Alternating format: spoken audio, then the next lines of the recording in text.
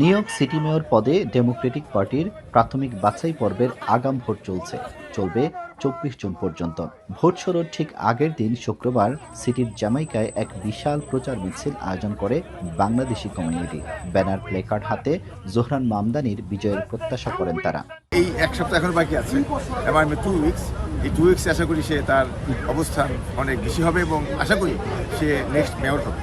Zohran মামদানির মধ্যে অসংখ্য skill রয়েছে এবং he can lead the new York city and also through the new York city say globally অনেক impact আনতে পারে, ভালো কিছু আনতে পারে। প্রচারণায় স্বয়ং অংশ নেন জোহরান মামদানি। বাংলাদেশি কমিউনিটির প্রতি কৃতজ্ঞতা জানিয়ে বলেন, এই সমর্থন তার জন্য এক শক্তিশালী বার্তা।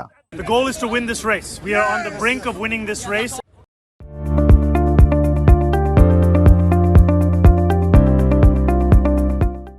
উগান্ডার রাজধানী কম্পালায় জন্ম, ভারতীয় বংশোদ্ভূত বাবা মা আর মাত্র ৭ বছর বয়সে নিউ ইয়র্কে আগমন। জোহরান মামদানির জীবনের গল্প জুড়েই আছে অভিবাসনের সংগ্রাম ও সম্ভাবনার গল্প। নিউ ইয়র্ক স্টেট অ্যাসেম্বলিতে বাংলাদেশিদের সমর্থনে নির্বাচিত হয়ে ইতিমধ্যেই নিজেকে প্রমাণ করেছেন একজন প্রগতিশীল নেতা হিসেবে।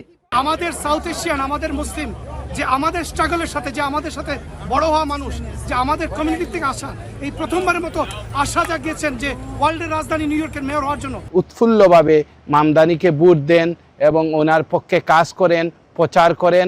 ইনশাআল্লাহ আমরা নেক্সট মেয়র হিসাবে মামদানিকে আমাদের সিটি হলে দেখতে চান। সাম্প্রতিক এক জরিপে দেখা যাচ্ছে নিউ ইয়র্কের প্রাক্তন গভর্নর এন্ড্রু কুমোর চেয়ে 2 পয়েন্টে এগিয়ে আছেন মামদানি। ২০২১ সালে যৌন হয়রানির অভিযোগে পদত্যাগ করা কুমো এবার রাজনৈতিক প্রত্যাবর্তনের চেষ্টা করলেও মামদানির জনপ্রিয়তা নতুন প্রজন্মের মধ্যে জাগরণ তৈরি করেছে। নিউ ইয়র্ক সিটির নির্বাচনে তরুণ প্রজন্মের এক স্বপ্নের নাম জোহরান মামদানি। তিনি জিতলে শুধু মুসলিম নয়, অভিবাসী কমিউনিটির আশা আকাঙ্ক্ষার জয় হবে, এমনটাই বলছেন ভোটাররা। আব্দুল আহাদ, এখন নিউ ইয়র্ক, যুক্তরাষ্ট্র।